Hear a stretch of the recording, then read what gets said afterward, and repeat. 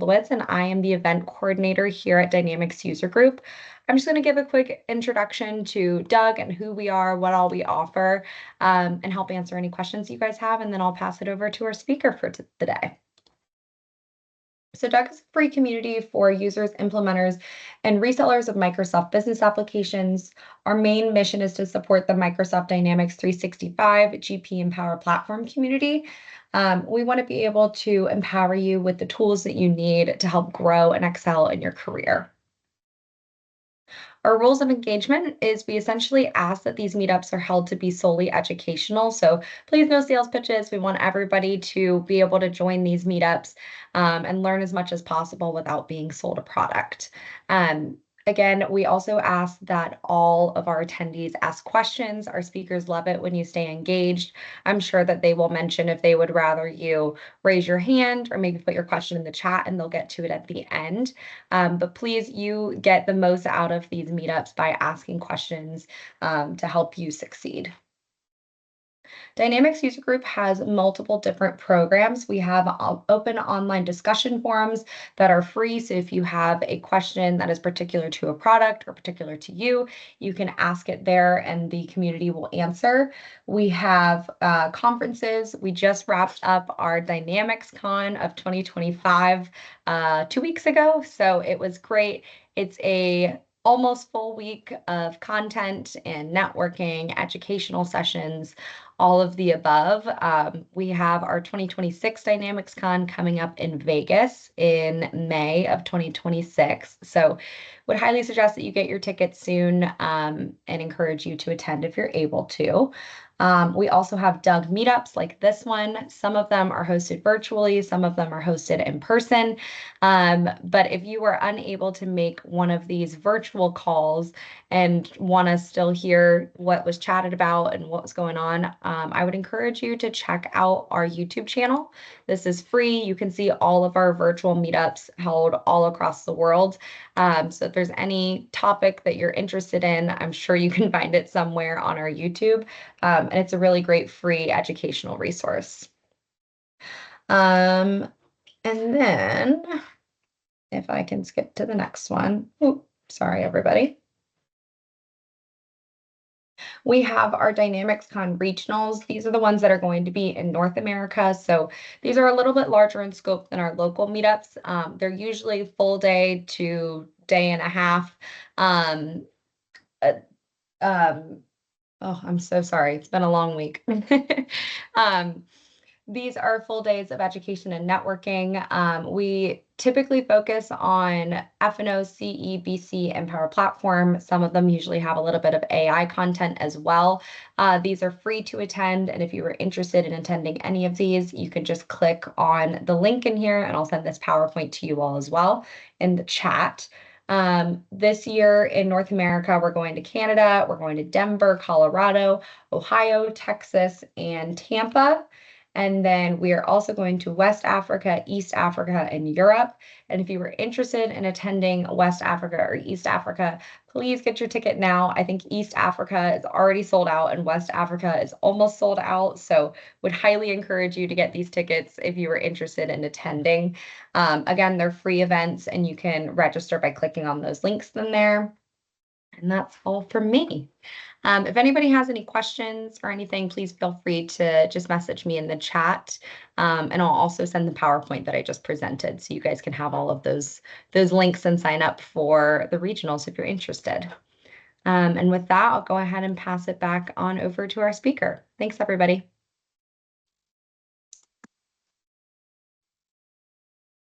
Okay, so let me share my screen. There we go. So today's topic, Copilot is just a fancy autocomplete, or a session where I try to present to all of you that Copilot is not just a fancy autocomplete, because in the last 6 to 12 months, some very cool things were added to GitHub Copilot, and I really think all of you should see that. Normally, I kind of start my sessions by explaining a little bit who am I. So just a quick introduction. My name is Tina Staric. I'm an architect with Companion. I've been an MVP for about a year. I come from Europe, specifically from Slovenia. But for today, I actually decided to do a slightly different intro to the whole session. What I wanted to do for today is take you all through a bit of a journey, how this whole GitHub Copilot story started for me. Now, everything started back in October of 2021. That's when GitHub Copilot was initially released. Now, this is not when the whole story started for me. Back in October, it was just 1 month since I relocated from Slovenia to Lithuania, where I live right now. But still, it was kind of cool to see that we've had this tool for close to 4 years already now. For me, the whole story started a bit later, in December of 2022. I saw in my mailbox an email that's when I started my trial. And back then, it was just a fancy autocomplete. It only worked with mature languages like C# or TypeScript or JavaScript. And the way it worked back then was that you had to type out a couple of comment lines explaining what would you like to do. And then when you moved to the new line, it would propose the implementation for it and you could accept it. But it wasn't really applicable for AL yet at that point. So the next milestone was then in April of 23. That's when I decided to put my money where my mouth is, and I spent the full $10 on the GitHub Copilot license. Because yes, at that point, it was still just a fancy autocomplete, but at the same time, at that point, it already worked with AL, and it worked well enough that I could see myself be more efficient, and it also brought more joy to the way I develop. So April was the point where I said, okay, this is going to be the tool that I really think is worth its value. But then in December of 23, I decided to stop paying for a license. Why? Well, because by this point, I was able to convince our organization that this is no longer just a tool for enthusiasts like me, but that this is a tool that we should buy for all of our developers in the organization. At that point, we bought every experienced plus developer a license, and I no longer had to pay for it myself. At the same time, in December of 23, another thing was released, GitHub Copilot Chat. And nobody cared about it, not even me, because GitHub Copilot Chat was essentially just ChatGPT, but it was moved into Visual Studio Code, which was kind of nice, but we've had ChatGPT for so long that this was not exactly groundbreaking. What was groundbreaking was what got released in November of 24, Copilot Edits. Now, this is the magical part that I really want to talk a lot about today. But I didn't get to know about Copilot Edits from like a blog post like this. I got to know about Copilot Edits at this event, Directions EMEA in Vienna at the time. In one of the hallways, I was talking to one of the speakers there, who maybe some of you recognize, Vjekoslav Babic. I was chatting with him what his session was all about. And he was explaining to me that he was using something called Copilot Edits with something called Claude, and that apparently you just kind of shoot a prompt off and it creates the code for you. It creates code units and tables and pages, and it all compiles. So I knew that as soon as I get home from Vienna, I had to try it out. And I did, and that was mind-blowing. Like I started with C# and TypeScript. I shoot up a prompt and Copilot Edits create the code for me. And then I try it in AL and it works in AL. And that's what got me super enthusiastic about this whole topic. And that's why I also said yes when I got the invitation, if in May of 2025, I'd like to do this session for the user group. For today, I don't really have a strict structure of what I'd like to go through. What I do have is a bunch of examples of how do I use GitHub Copilot on AL projects myself and with my team.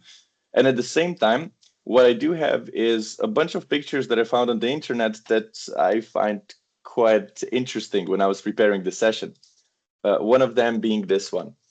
This is essentially what I want to share with you. I think for a long time, when we look at AI, we just see some inputs and then something magical happens and then we have our outputs. But I really want to explain to you how GitHub Copilot actually works, because the more you are going to know how it works, the better results you're going to get out of it. And also, what I've noticed with my own developers is that when I explain to them how does the tool work, they're kind of more open to using it. Now, just before we jump into Visual Studio Code and we stay there for the majority of the session, I want to do a little bit of the project background. Essentially, what the repository, the code base that we'll be looking at is all about. So for the better half of last year, I was working with a non-business central ISV, an ISV that has a product, a backend service that does inventory predictions. So essentially, you send the information about your items, about what colors are your items, about your sales, and then it does some predictions of how your inventory levels are going to fluctuate in the future. And they reached out to us because they wanted to build a library app, essentially an app that's going to help other Business Central developers integrate with their backend service in a bit of an easier way. If you're a developer, you actually already know what library apps are. Because let me give you a different example. Let's say that you're trying to integrate Business Central with Azure Blob Storage, right? You would have to do something like this. A code unit where you have a procedure that's gonna get the access token, then another procedure that is gonna list all of the blobs, then another procedure that's going to put the file to the blob storage, maybe another procedure that gets the file, that renames the file. But if you think about it, this is actually not the code we write whenever we integrate with Azure Blob Storage. What we do is we use a code unit called ABS Blob Client. And then we simply initialize that code unit and we call the get blob as a stream. So this blob client code unit, it's a library. And that's exactly the concept that we were trying to apply for that non-business central ISV. Instead of the BC developers having to worry about how should the JSON payload look like for an API call, the only thing they have to worry about is that they populate a certain temporary table with the information that they would like to send to the backend service. And then they call a code unit with that temporary table, and everything else, all the authentication, the authorization, the logging, the error handling is kind of abstracted away. So this was a little bit of the project, the background, and now let's just jump into Visual Studio Code. So this is essentially the project I was just talking about. Right? So on the backend service, we have all sorts of APIs. You can send categories, you can send colors, you can send items, item attributes, and so on. And you can imagine that if the backend service introduces a new API, for example, brands, where you can now send what kind of brands you have, we also have to add some logic to our library app. And what we would do is normally just go to the folder and create a new file. We call it brand.table.al. And you would use a snippet. You would add an ID to it, call it brand. And then the first thing you're going to notice once you have the GitHub Copilot license is that if you move to a new line, it's going to propose some code for you. You can either press tab to accept the whole thing, or my preferred way is actually to hold down Control, and with the right arrow key, I can accept parts of it. And for example, let's say description shouldn't be 250, it should be just 100. Then once I make that change manually, I just press tab to accept all of the rest. Now, this is the fancy autocomplete I was talking about. Every time I do this demo, it goes slightly differently because Microsoft keeps releasing new features that make the autocomplete, that make GitHub Copilot better. I'm just going to show you two things that would still be relevant like 2 weeks ago, but something that you don't have to worry about anymore because Microsoft made a couple of settings now default to true. One of them being, for example, the syntax highlighting. So if you were using the autocomplete in, let's say, in April, your suggestions actually looked like this. Everything was just a gray blob. But now, since they made this setting, the inline suggest syntax highlighting enabled through for everyone who's using VS Code by default, it has all of these colors where the reserved words are blue and the hard-coded text is kind of orangey and the rest is white. So if you were already using GitHub Copilot, I really think there are a lot of things that are changing every month. So feel free to come back to it because it is a different experience than it was like 3 months ago. The other thing that they've changed, which I very much love, is that they've changed the model that's powering these auto-completions. In March, you still had to change the model manually. You had to go here next to the Copilot logo and configure code completions, and you would go to change completions model. And right now you can see here it says GPT 4.0. In March, this still said GPT 3.5, which at this point is a fairly old model. And there was this other option, GPT 4.0, but you had to manually choose it. And GPT 4.0 is much better, not only for mature languages, for AL as well.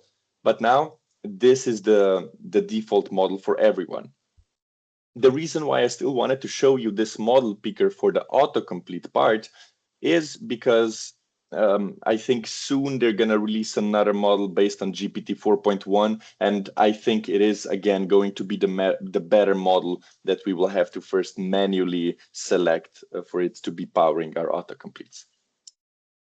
But coming back to our autocomplete, we see here that I have some parts that came with the snippet, which I don't really like.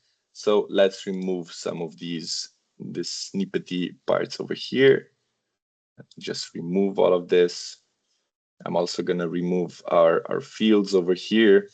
And what you're going to notice here is when you work with autocomplete, it kind of knows what kind of fields I want.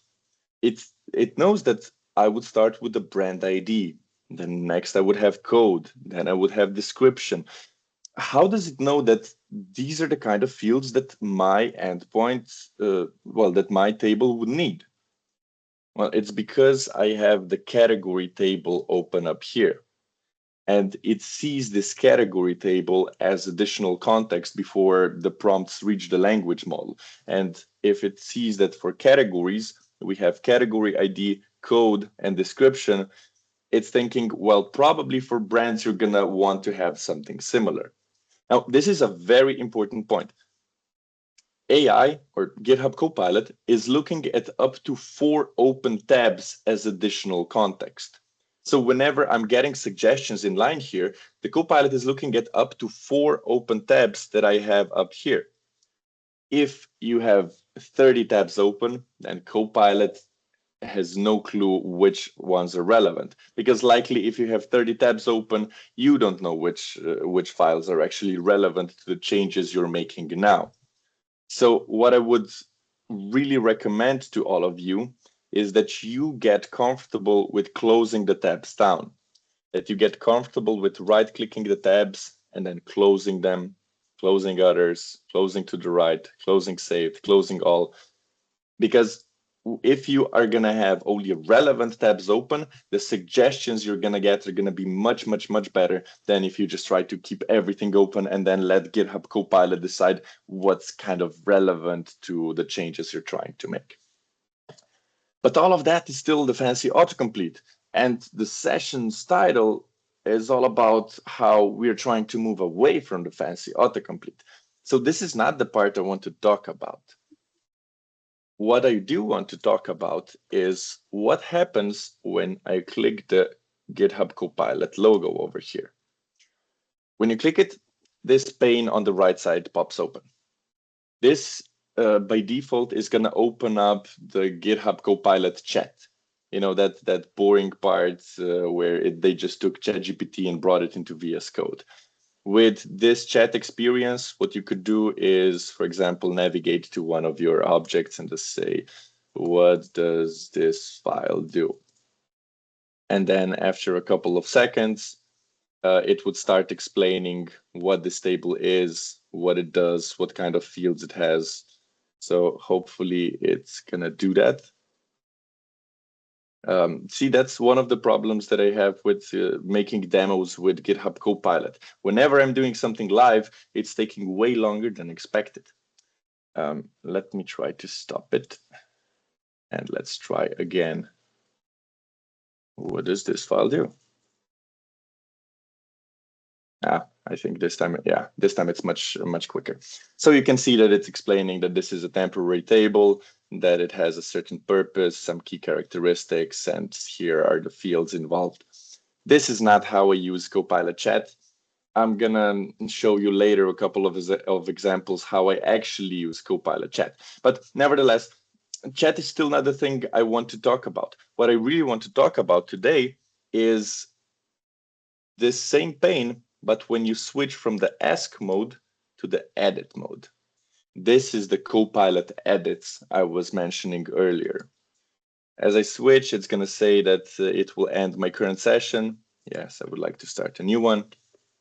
And now edits, they're very similar to chat. However, instead of me just talking about the code, what the code looks like, what kind of changes would I like to do, edits are actually going to go into my files and make those changes. If you're going to use edits as an AL developer, here's the very first thing that you should do. You should head on down here to the model picker, and you should choose one of the Claude models. Claude 3.5, Claude 3.7. Just last week, I think on Thursday, Claude 4 Opus and Claude 4 Sonnet got released. I haven't had enough time to really play around with them too much, but they are quite great. So any of the Claude models, I'm not really sure why, but they are much better for AL compared to any of the other models. There's a chance you might not see the Claude models in your model picker. If that's the case, you have to first enable them in your GitHub settings. Now, mind you, GitHub settings, not VS Code settings. For GitHub settings, you have to navigate to github.com/settings/copilot/features. And when you get here, if you're buying your own license, then you will be able to enable and disable some features on your own. If your organization is buying the features for you, then the organization's administrator is going to have to enable some of them. I honestly don't have an argument why you wouldn't enable all of them. For me, I have all of the features enabled. However, if you wouldn't like to enable everything, here's the few that you really should. Anthropic Claude 3.5 Sonnet, Anthropic Claude 3.7 Sonnet, and I've only played with Anthropic Claude Sonnet 4, but I still need to check out Opus. But anything from Anthropic seems to be performing so well with AL that these are the ones you really should have enabled. And as soon as you have them enabled, that's when you're going to see the models in your model picker. So part of the reason why edits are so great and much better than autocomplete in a way is because we can choose these powerful models that are much better for AL. But the second reason why these models are so powerful is because we're no longer talking about 4 open tabs. I can take control of my context. If I want edits to add some code to the brand table, I can pull in brand in here. And if I want the model to also look at the category table, I can pull in the category table here. And now the model is only going to be looking at the files that have been added to the working set over here. And then I can shoot off a prompt saying, create the brand table similar to category, add brand ID code and description fields. I shoot it off. And in a couple of seconds, it's going to explain what it's going to do and then modify the file. I could use the fancy autocomplete because you saw that suggestions were quite good and I could just kind of tab through, tab, and I would have the table created. But this is even faster and I have to do even less work. Now, the Copilot, GitHub Copilot, is going to do most of the things right. You can see that the namespace was added, the properties got added, like we use them on other fields.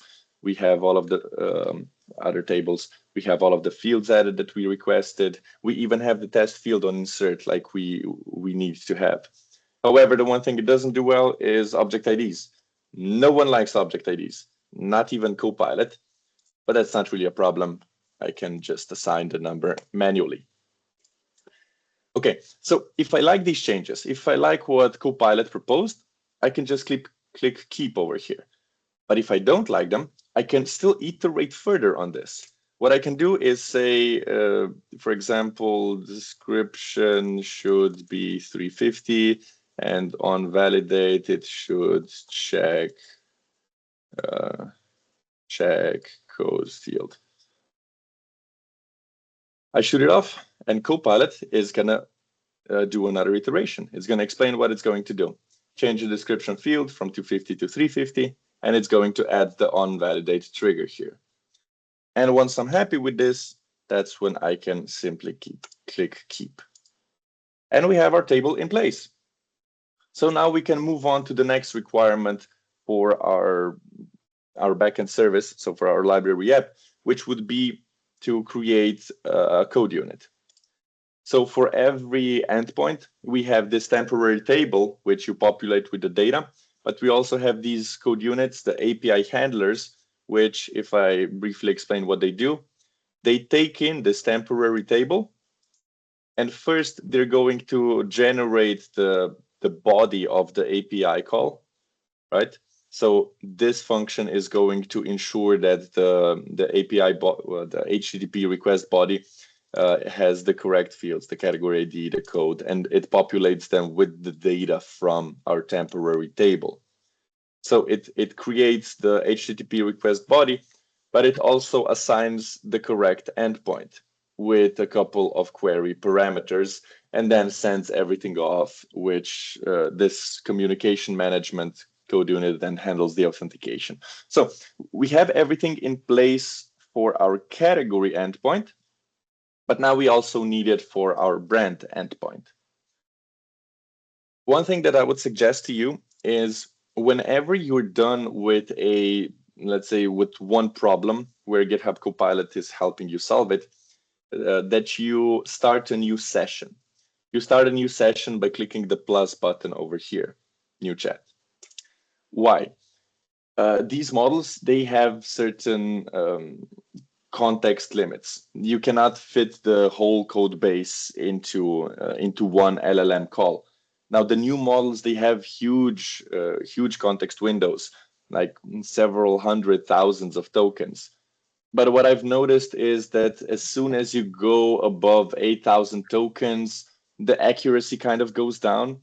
And also, the more information that you throw at the language model, the slower it's going to be. So whenever you kind of solve a logical step with Copilot, start a new session and start from the beginning.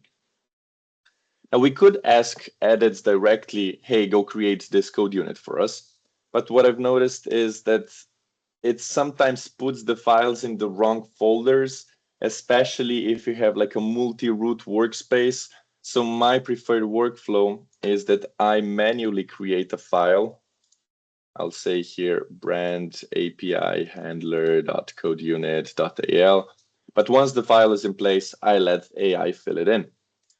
So this time I can pull in the brand API handler. I'm going to pull in the category API handler so it has something to compare it. And I'm going to pull in the table so it knows which fields we are using. And now I'm going to say something like create the brand API handler similar to category API handler. Now, as Copilot is working through this, I want to show you another picture that I found kind of interesting when I was preparing the session. I often get this question, why does GitHub Copilot work so well for mature languages like C#, but it doesn't do so well with languages like AL? And one funny picture I found on Reddit was this one. We trained Copilot on your code. That's why it sucks. Now, this is not exactly the truthful answer. The actual reason is that C# has just many more open source repositories. So there was much more data available for the language models to be trained on C# code. With AL, we really don't have that much code open sourced. So in the future, if we want to have even better models, I think we might have to start open sourcing more of our AL code. But I still, I kind of found this picture funny, so I said I want to include this one in the presentation. But now let's jump back and see what Copilot has done. So again, it explains what it does, that it implemented the code unit, created the JSON generation logic. We can see everything here. I'm actually quite surprised that this time it knew how to assign an object ID that doesn't clash with a different object. Usually it messes that part up. So if we take a look at what it has done, we now have a send procedure that takes in brands. The generate JSON over here is now looping through brands, and it's only assigning the values from the brand table. And it also changed the endpoint to be the brand endpoint token. And it also assigns the couple of query parameters. So we're pretty much done here. You could kind of argue that this is now becoming a fancy copy paste. And you'd sort of be right. On this project, before we had GitHub Copilot, the way we approached new requests was that we took an existing code unit, copy pasted it, and then started making changes around. So what's not relevant for categories, and we have to now switch to brands. But when I was a code reviewer on this project, here's the most common mistakes developers did. They knew that they have to change the tables and everything, but they usually forgot to update the endpoints. And even more commonly, they forgot to update the documentation triggers over here. But Copilot hits all of these places perfectly. Like every time, it has never made a mistake whenever I do this demo. So on the one hand, yes, it's a fancy copy paste, but it's a better copy paste than what we were doing manually. Okay, so here the next demo I could show you is that I can pull the API handler code unit, I can pull in the table, I can pull in all of my permission sets and then ask Copilot, hey, can you update the permission sets so these objects would be part of that? But I think that would be a bit of a boring demo. So instead, I want to show you how Copilot deals with tests. On this project, every endpoint also has a test code unit. If I just briefly walk you through what these tests are testing, we have 3 tests per an endpoint. We check if our library app creates the correct request body, if it creates the correct endpoint, and if it creates the correct endpoint with some query parameters. So what we're doing is we mock the client sender because we don't want to actually send the request to the backend service. We create a random number of categories. We try to send those categories using the library code unit. And then we're going to assert if the request body is correct. And we do a similar thing when we're testing the endpoint itself. So we mock the client sender, we create a category, we send a category, and then we're asserting if the endpoint in the request is the correct one. So you can see that we have all of these tests ready for the categories, but now we also want to have them for brands. Again, like before, I'm going to start a new session. I'm going to manually create a new file for tests. I'm going to call it brand API tests code unit.al. And now we're going to pull in the brand API tests. We're going to pull in the category API tests. We're going to add the brand table, and we're going to add the brand, wait, it's not the add, it's the hashtag, brand API handler. There we go. So you've seen me add context in 4 different ways. I pulled it from the left side. I pulled it from the top. I used the add context button. I used the hashtag over here. All of these work. Anything that you think about you could use to add context, you can use, but the important thing is that you take control of your context, because when the model has all the necessary context, it's going to perform much, much better. And then here I can just again do a little prompt, create brand API tests similar to category API tests. And while Copilot is going to be working on these tests, I am going to switch to a different repository because I have a few smaller things that I would like to show you. Some of the, let's call them quality of life features that also come with GitHub Copilot. One of them is generating commit messages. When you stage some of the changes here in VS Code, you can click this button to generate a commit message with Copilot. After a couple of seconds, it's going to create a commit message for you. This is going to work when you don't have too many files in the stage changes. If you try to have like 10 or 15 files here, in my experience, Copilot starts to be too expressive, too verbose. It adds too long of a message. So do I use the commit message generation every time? No. Here's kind of the rule of thumb that I go for. If I was going to create a meaningful commit, then I'm going to create a meaningful commit message. If I was going to write something like fix PR comments, fix bug, fix test, then I just generate commit messages with Copilot because everybody's going to benefit from a more expressive commit message. So that's one quality of life feature. The other one that I quite like is it helps me name things. You know that if you want to rename something within VS Code, you would find that procedure or that variable, and you would just click F2. Now, this is where you normally rename things. But with GitHub Copilot, half a second later, you are also going to get 4 recommendations how you could rename this procedure. Set unit of measure code, revise unit of measure code, modify unit of measure code. Now, this name here is actually quite good, but you kind of get the idea, right? When you're struggling to find a name and you want some inspiration, you can use this as well. For naming things is also how I use GitHub Copilot Chat, so that ChatGPT thing smashed into VS Code. What I do is sometimes when I'm reviewing code from my peers, I would check out into their branch if I find a procedure that's kind of, well, the naming could be improved. I find that procedure, I select it, and then I use Copilot Chat to say, this looks off. Can you give me some better naming suggestions? Okay, notice this.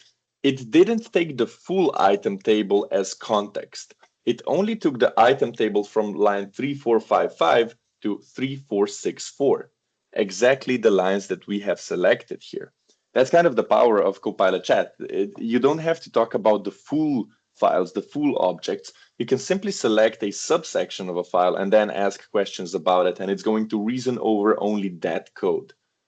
And we can see that it analyzed it, and I think it should come up here with a couple of different namings.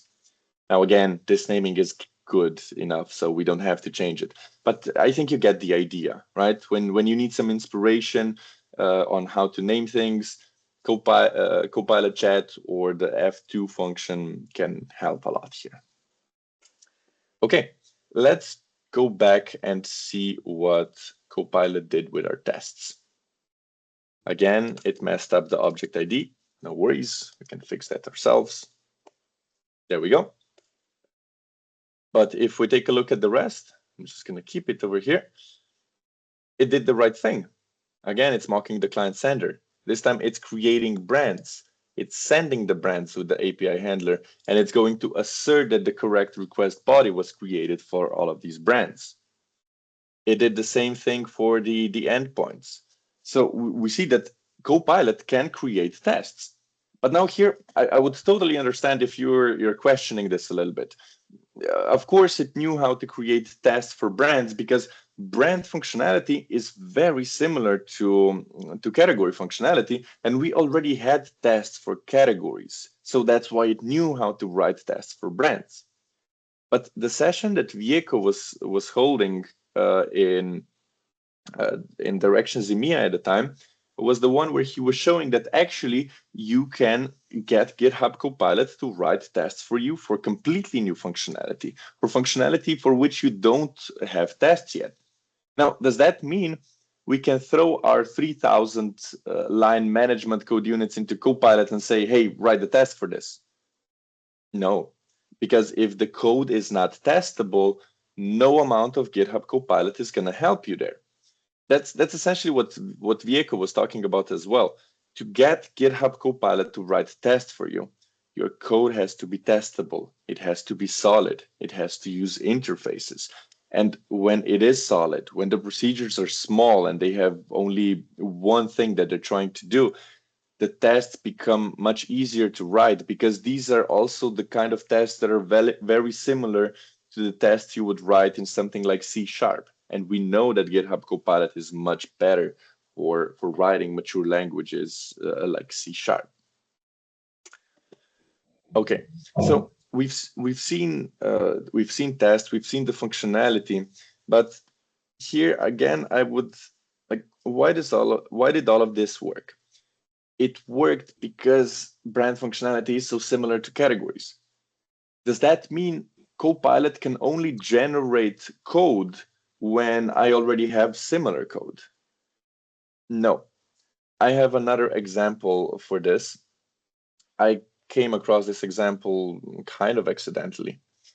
What I was doing a couple of weeks ago, as I was preparing for a different session I was doing on the topic of Power Platform, was I was trying to make a point that we shouldn't always build all of our functionality for Business Central in AL. That, for example, if you want to integrate BC with Teams, instead of trying to write a lot of AL code, we can do it much quicker if we use Power Automate. Now, to just generate some code that I could put on my PowerPoint slides, I went to Cursor. Today, we don't have the time to discuss what is Cursor, what's the difference between VS Code and Cursor. For today, just think of it as a different flavor of GitHub Copilot. In Cursor, I gave it this prompt. This is still the original prompt that I used. Create a setup page for an integration with Teams, add a page, and extend a customer list page with an action that will send a Teams message, and then a few more details over here. And within a couple of seconds, if we scroll down, it created the table for the Teams setup. It created the page where you would enter those settings. It created a page where you would enter the message you're trying to send. It created a code unit for the whole integration. It even created a page extension for the customer list where you can actually send the Teams message now. Now, this didn't really help me make a point that it's going to take too long to build the integration in AL, so we should use Power Automate. However, it did help bring up this point that GitHub Copilot now knows how to write AL code completely from scratch. I had zero context on this project, like no files over here. I just said, do this, and boom, it created a page extension. It knows how we extend pages, how we add actions to the pages. Now, is this code perfect? No. If we look at the code unit for Teams integration, I really don't think all of these variables have to be global. But it does bring up a point that it can give you a good starting point because it knows how to write AL code from scratch. And then if you think about the projects you work on, some of the projects are greenfield projects. And as you can see, Copilot knows how to write AL code from greenfield projects. But then on the other hand, we also have projects where we kind of write code which is similar to the code that already exists in our code base. And we've covered that with the brand example, right? So if you have similar code, just pull it in as context and Copilot will know how to write code that you already have in the system. And all of the other projects, I think they really fit somewhere in between this spectrum. Okay, for the last part of the coding section, I have another example ready, which is Copilot edits are gonna be great, but they are gonna stop working as soon as your files start to go above like 500 lines. Personally, I prefer to keep them under like around 300 lines. The problem is when you give a prompt to Copilot edits, it starts from line number 1 and then it goes through all of the lines. And if the change has to be made on line 2955, it's going to take so long to make that change, and it probably isn't going to be on the right place anyway. So to save the day, that's when you start using inline Copilot. Inline Copilot is what happens when you click Control I. So this is the inline Copilot. Again, you can switch the models to whichever model you would like to use. Stick to Claude for AL. The problem with inline Copilot is that you can no longer control your context. You're back to 4 open tabs. But the good thing about inline Copilot is that it will only work on the selection. So I've selected this piece of code, and then I pressed Control I, and now I can do something like if no is empty exit instead of error, something small. You know, if I shoot this prompt off to Copilot edits, we would be looking at the screen for probably 2 minutes and it wouldn't do the right thing. Inline Copilot, much quicker because it only has to work with this section over here. And there's another place where I really love inline Copilot. It's in the terminal.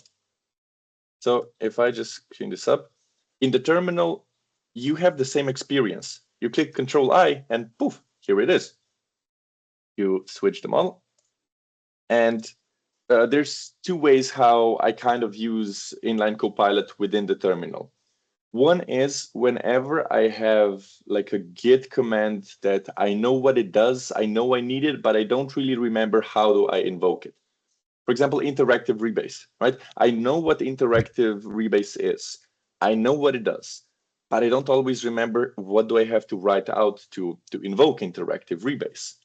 Now what I can do is just say interactive rebase last 3 commits.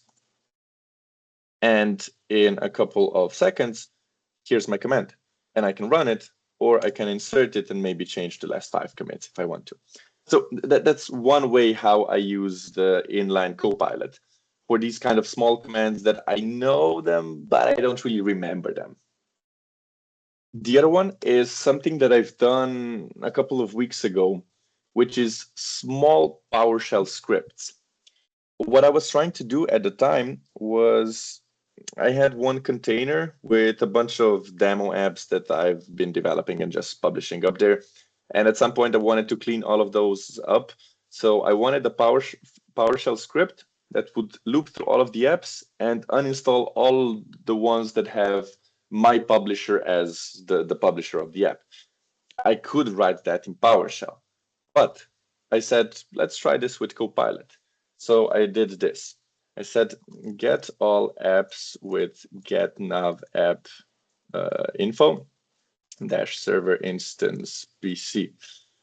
Loop through them and uninstall all with my publisher with an uninstall nav app. I could write this script on my own, but in a second, I now have a working 1-line command, which is going to get all of the apps, get nav app info, server instance BC, pipe, where object publisher equals my publisher, pipe for each object, uninstall nav app on this server instance with this name, with this version. So this helps me a lot because often when I switch between languages, I then kind of forget. So in in PowerShell, is it for each? Is it for each object? And now I can get these small scripts done much, much quicker. And this was also kind of the last thing I wanted to show you from the Visual Studio part. So now let's come back to the PowerPoint because I have a few more slides and then we're going to wrap this up. Okay. Oh, yeah, I have a few more interesting pictures. I kind of like this one. You know, that this is me writing great code, but realistically, it's not me. It's not me who's writing great code. It's Claude 4 or OpenAI's model. This one was kind of funny. The last thing I want to talk about from the technical aspect is these models. As an AL developer, go for Claude, don't move away from Claude. But if you're playing with C#, TypeScript, PowerShell, any other more mature language, try different models. Because in my experience, I still kind of always start with Claude, and Claude is kind of the best until it isn't. And at that point, I switch to O1, and O1 seems to solve the problem that Claude was struggling for the past 5 prompts immediately. And then O1 is the best until it isn't. And then I switch back to Claude, and Claude solves the problem that O1 was struggling with. So do try to experiment with different models. And even for models, I found another interesting picture, which was this one. OpenAI, good for chat. Claude models, good for coding. Perplexity, good for research. And Gemini, good morning. You know, this was kind of my experience with Gemini as well. It never really did what I wanted it to do. However, the new one, the Gemini 2.5, has been giving some pretty good results. So maybe at some point I'll have to drop this slide for a different one. But right now I still kind of like making fun of the Gemini models. So if we just quickly recap what we have seen in VS Code. If you're going to be using autocomplete, completely fine. You can just stick to that one. You don't have to use anything else. But do remember the 4 open tabs mantra, because if you keep only 4 relevant tabs open, your suggestions are going to be much better. But don't stop at autocomplete. I want you all to try Copilot edits. And with Copilot edits, switch to Claude models for AL and take control of your context. If you have a file that already contains a piece of code which is similar to what you're trying to do, pull it into the working set and work with that. When Copilot edits stop working, switch to inline Copilot, and that's going to save your day because it only works on the selection which you've chosen, but you are back to the 4 open tabs mantra. And now for the last part, I just want to go through a couple of quotes. First one being this one. One of the key things to prompting Cursor or GitHub Copilot and AI in general is to know the limits and not to get too greedy. One certain step at a time is better than trying to do 5, which are 99.9% going to fail. Absolutely. If you try to ask the world from Copilot edits, they're most likely going to fail. But if you break your problem down into 5 steps and then ask Copilot edits to help you solve individual steps, that's when you're going to have a much better success. I have another interesting picture, which is this one. My throughput has doubled by harnessing AI. So you're smart now? I'm stupid faster. You know, just because you write more code does not mean that all of that code is actually good. So I wouldn't necessarily equate more code with better performance. And I want to wrap up with this quote. People aren't drawn to software development because they like writing code. It's because they love solving problems. Code is the medium. The real gratification comes from how quickly you can bring ideas to life and see the results. This one hit incredibly close to home for me. Because yes, my daily job is in AL, it is to be a BC developer, but I also have so many these small side projects that I love to work on. And for a long time, I always got stuck because I knew how to write backend code, but I was never good at front end. But now when GitHub Copilot allows me to write the front end code, I have made so many tiny apps that help me in my professional life, that help me in my personal life. And it's so great to see these ideas come to life. So, you know, tomorrow, hopefully, when all of you start playing with GitHub Copilot, I want you on the one hand to try more than just the fancy autocomplete, but I also hope you take some of this enthusiasm with you, and you see that how much energy it kind of brings back to the world of coding, and how you can bring your ideas back to life. And with that, I'm gonna say thank you very much. Thank you for listening to me. If you have any questions, I think now is still the perfect opportunity, but also later you can find me on all the social media, on LinkedIn, on Blue Sky, and just shoot me a message. And I like, this is the topic that I really love to talk about. And now, just before I end, I want to say one more thing, which is Copilot is no longer just a fancy autocomplete. Thank you. Thank you so much for the session. It was amazing. We have a few questions on the chat. If you could. Sure. I can stop sharing and switch to Teams and see what's in the chat. Okay.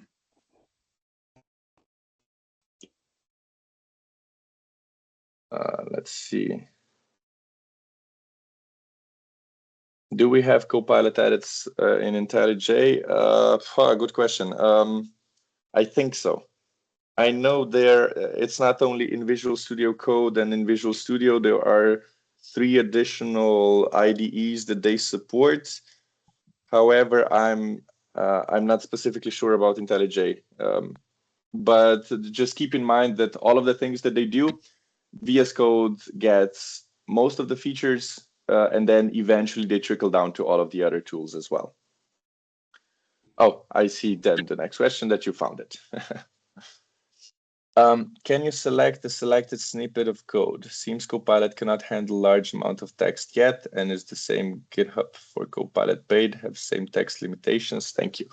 In terms of text limitations, actually, the context windows of these models, like Claude 3.7, GPT 4.1, is actually huge. You can squeeze a lot of information in. It's just the more information you send to it, it gets slower, and the accuracy goes down. So I generally don't advise people to try to send too much text to Copilot. Paid versus unpaid makes no difference in terms of these context size limitations. Paid versus unpaid just makes a difference of how many messages, how many prompts you can send to the model. With the free license, you get 2,000 autocompletes per month, and you get 50 chat messages per month. With the paid version, you have unlimited amount of autocompletes, and you have, I don't know how many, but several hundred prompts that you can send. Can Copilot be used on CAL? Technically, yes. I've never tried it, but if you would open a CAL file in VS Code, you could potentially edit that one as well. But there's no way how you could use Copilot within the old Seaside developer experience. So if you would try to edit CAL files as TXT files within VS Code, I think that could work. Like, I don't work with CAL anymore, but for the Seaside, we're out of luck there.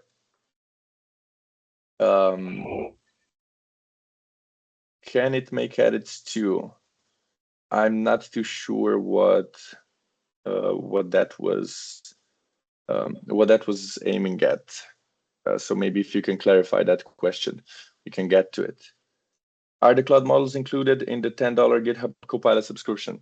I think the Claude 3.5 is also available in the free model. Claude 3.7 and Claude 4 are definitely included in the $10 subscription. Claude Opus is the only one that you need the Pro Plus license, which is, I think, $40 or something.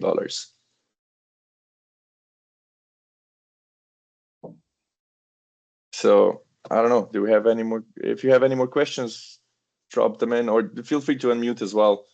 But yeah, like I said, you can always just find me later on all the social media. Seems like there's no more question. That was a really fantastic session. Thank you for taking time and sharing insights. And I think we could all agree that Copilot is not just a fancy autocomplete. You've shown us many more ways, and we can't wait to explore them. On behalf of the DUG community here in Kenya and beyond, we truly appreciate taking your time, and especially after your session at Dynamics Mind, to share knowledge with us. We are truly grateful. Thank you everyone for joining and making time this evening. And we hope to see you again in another session. And you can also share the slides, and we'll also share the recordings with the team.